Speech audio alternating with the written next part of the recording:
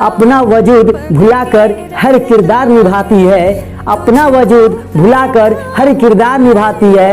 ये वो माँ है जो पूरे संसार को स्वर्ग बनाती है, पूरे संसार को स्वर्ग बनाती है। जय हिंद दोस्तों, मैं सामाजिक कार्यकर्ता मिथिलेश सिंह कुशवाहा आज आपके लिए एक नया विषय लेकर आया हूँ जिसका नाम है मेरे दोस्त लॉजिक। क्या है मेरे दोस्त? लॉजिक नाम है। यह यूजीसी नेट के प्रथम पेपर में 1, 2, 3 सवाल निश्चित तौर पे रहता है। ये आप लिख कर रख लीजिए या आप कोई सेट उठा कर दीजिए। 1, 2, 3 क्वेश्चन इसमें से रहेगा तो रहेगा। साथ ही हमारे जो अन्य दोस्त हैं जो कॉम्पिटिटिव एग्ज़ाम की तैयारी करते हैं उनको भी लॉजिक पढ़ने को मिलता है। तो मेरे दोस्त इस तरह से हम देखें तो नेट वाले और अन्य कॉम्पिटिटिव की जो तैयारी करते हैं उन दोनों के लिए यह ज़रूरी है। और मैं एकदम सरल तरीक़ा से पढ़ाऊँगा, कम वीडियो में ही पढ़ा दूँगा जिससे आपका एक भी सवाल नहीं छूटेगा। तो हम देखते हैं कि लॉजिक में तर्कवाद स्टेटमेंट कितने प्रकार के होते हैं। तो मेरे दोस्त लॉजिक में स्टेटमेंट तर्कवाद 4 प्रकार के होते हैं जिसको आप जानते हैं AEIO। तो पहला जो हम देखिए लॉजिक पढ़ने जाएंगे तो मेरे दोस्त तो कई तरह से सवाल पूछा जाता है। तो सबसे पहला जो सवाल पूछा जाता है वह पूछा जाता है तर्कवाक्य से। किससे पूछा जाता है मेरे दोस्त? तर्कवाक्य से। याद रखिएगा, पहला जो सवाल पूछा जाता है वह तर्कवाक्य से। दूसरा जो पूछा जाता है आपका संबंध से। किससे पूछा जाता है मेरे दोस्त? संबंध में। अब इस संबंध में क्या है पूछेगा, निम्न 2 तर्कवाक्यों में कौन सा विपरीत है या उप विपरीत है या कौन व्याघात है, या ये भी कह सकता है एक तर्कवाक्य सत्य होने पर दूसरे तर्कवाक्य कौन से कंडीशन में उसका संबंध है, सत्य होने में उसका संबंध है। तो आप इस तरह से समझिएगा कि एक पहल का तर्कवाक्य मिलेगा, दूसरा का आगे बढ़ेंगे तो संबंध मिलेगा, फिर इससे आगे लॉजिक में बढ़ेंगे तो आपको प्रश्न मिल सकता है सत्यता और असत्यता पर। किस चीज़ पे मेरे दोस्त? सत्य और असत्य पे आपको सवाल मिलेगा। तो इसमें सवाल किस तरह के मिलेगा? तो इसमें कहेगा यदि कोई और नहीं बल्कि वीर व्यक्ति ही युद्ध में विजयी होते हैं, यदि यह कथन सत्य है तो कौन सा कथन असत्य होगा। ठीक है, इसी तरह से और सब सवाल मिलेगा। तो इसको हम कहते हैं सत्यता और असत्यता। फिर इससे आगे बढ़ेंगे तो मेरे दोस्त लॉजिक में इससे आगे बढ़ेंगे तो दूसरा आगे क्वेश्चन दे सकता है वेन डायग्राम से संबंधित। तो इसमें ये नहीं कि आपको वेन डायग्राम देकर रहेगा, आपको आर्गुमेंट दिया रहेगा, स्टेटमेंट दिया रहेगा, उसके आधार पे आपको वेन डायग्राम बनाना है। तो वेन डायग्राम के मतलब क्या होता है? गोला। मेरे दोस्त गोले बनाना है और उसके सवालों का जवाब देना है। फिर हम उसमें आगे बढ़ेंगे तो मेरे दोस्त तो आगे बढ़ेंगे तो इसमें एक और क्वेश्चन आपको आगमन और निगमन से पूछा जाता है। अब आगमन क्या है और निगमन क्या है मैं आपको आगे वीडियो में बताऊंगा। आगमनात्मक और निगमनात्मक से आपका सवाल पूछता है। उससे फिर आगे बढ़ेंगे मेरे दोस्त, इससे और आगे बढ़ेंगे तो इस समय कुछ क्वेश्चन फिलॉसफी का डाल दे रहा है। अगर ये आप ग्रेजुएशन फिलॉसफी से किए होंगे तो आप नाम सुने होंगे हेत्वाभास। क्या नाम सुने होंगे मेरे दोस्त? हेत्वाभास। किस चीज़ का? हेत्वाभास सुने होंगे नाम, हेत्वाभास। इससे संबंधित आपको सवाल देखने को मिल जाता है। लेकिन इससे और आगे बढ़ेंगे तो इसी फिलॉसफी से ही आपको प्रमाण मिलेगा। क्या मिलेगा? प्रमाण। इससे भी संबंधित सवाल आएगा। इससे फिर आगे आप बढ़िएगा तो भैया एक दोष मिल जाएगा। कौन सा मिलेगा? दोष।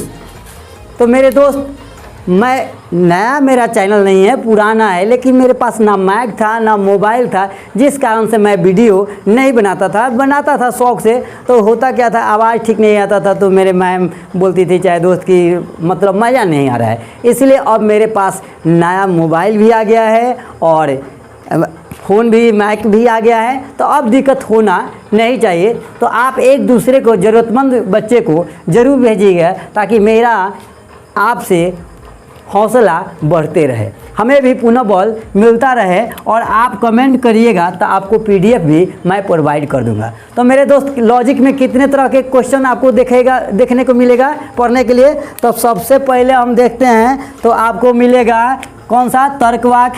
ठीक है, तर्कवाक कितने होते हैं, A E I O 4 तर्कवाक होते हैं। उसके बाद में क्या होगा, संबंध हो जाएगा। उसके बाद क्या होगा, सत्यता असत्यता। उसके बाद क्या होगा, वेन डायग्राम। कापी लेकर बैठिएगा आप लोग। उसके बाद में क्या होगा, आगमन निगमन। उसके बाद में क्या होगा, हेतुआभास। उसके बाद में क्या मिलेगा, प्रमाण। उसके बाद में क्या मिलेगा, दोष। अब हम सीरियल वाइज तर्कवाक से देखेंगे कि किस तरह का तर्कवाक होता है और इससे कैसे सवाल बनता है। तो चलिए आइए दोस्त, आपने देखा मेरे दोस्त। तो अब हम देखेंगे तर्कवाक का पहला तर्कवाक के देखेंगे। तो तर्कवाक कितने होते हैं मेरे दोस्त, पहले ही आपको बताए थे। तर्कवाक 4 प्रकार के होते हैं। तर्कवाक कितने प्रकार के, 4 प्रकार के। तो हमको देखते हैं कि कौन कौन सा होता है। तो सबसे पहले ए होता है। क्या होता है मेरे दोस्त, तो सबसे पहले ए होता है। क्या होता है, ए। दूसरा क्या होता है, ई। तीसरा क्या होता है, आई। और चौथा क्या होता है, ओ।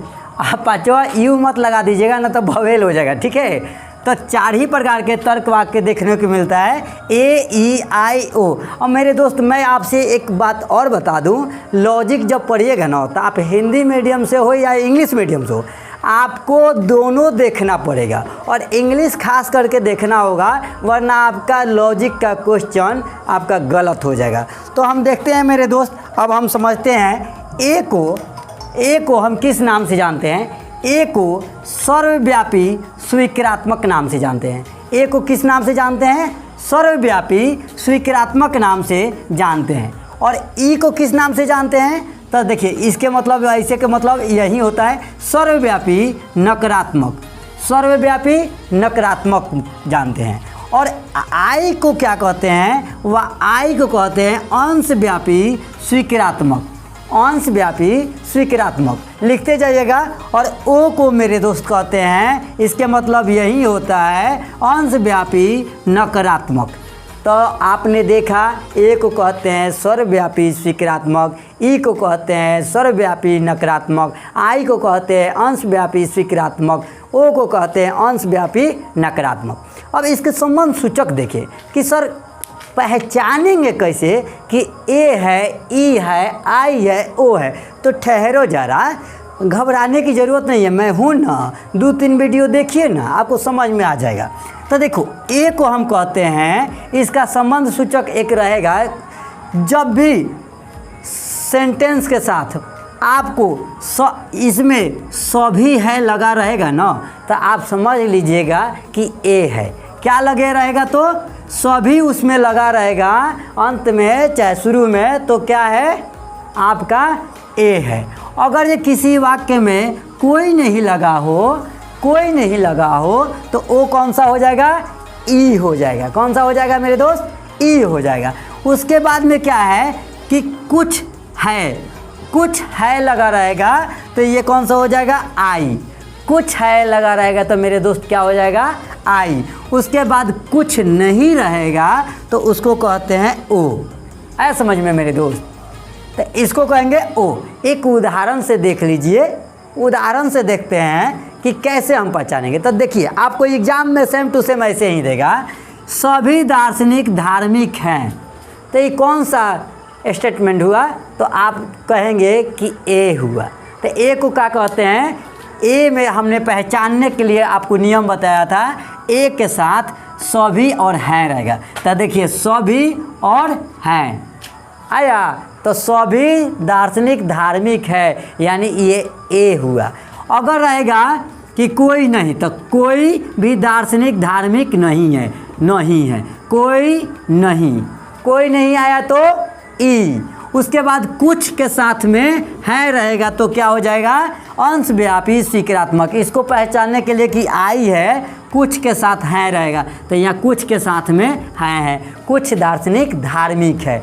समझ में आया मेरे दोस्त। लेकिन ओ को पहचानेंगे तो ओ को आप पहचानिए कि ओ को कैसे पहचानेंगे। देखिए कुछ के साथ नहीं है, तो अब आपको दे दिया जाएगा कुछ दार्शनिक धार्मिक नहीं है, कुछ दार्शनिक धार्मिक नहीं है। तो ये कौन सा सेंटेंस है मेरे दोस्त, आप बताओ। तो कुछ के साथ नहीं है, जब कुछ के साथ नहीं है तो क्या हो जाएगा, ये हो जाएगा ओ हो जाएगा मेरे दोस्त।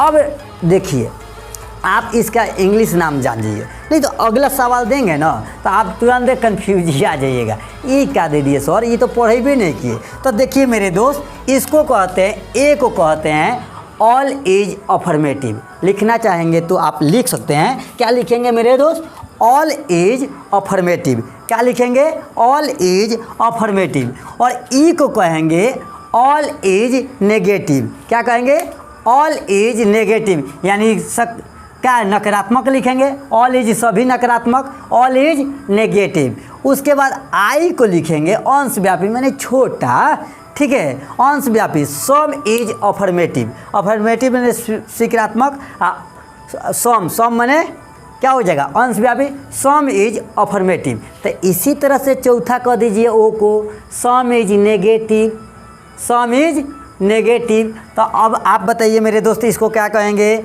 All is affirmative. इसको क्या कहेंगे, ऑल इज नेगेटिव। इसको क्या कहेंगे, सम इज अफर्मेटिव। इसको क्या कहेंगे, सम इज नेगेटिव।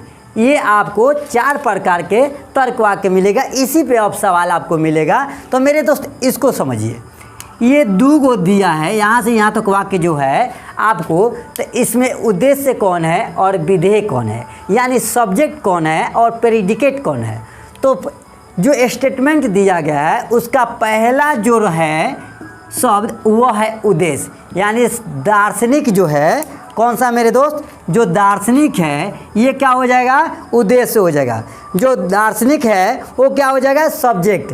क्या हो जाएगा मेरे दोस्त, सब्जेक्ट। और जो धार्मिक है दूसरा शब्द, ये क्या हो जाएगा, प्रेडिकेट। प्रेडिकेट माने विधेय, यानी उद्देश्य और विधेय। तो इतना समझ में आया। तो दोस्त अगले वीडियो में मैं आपको इससे संबंधित सवाल दूंगा और देखिएगा एकदम आसानी से आप बनाएंगे। तो मेरे दोस्त इस वीडियो को आप देखिए अच्छे से, 1 बार 2 बार देखिए और एक दूसरे दोस्तों को शेयर करने का प्रयास कीजिए। जय हिंद।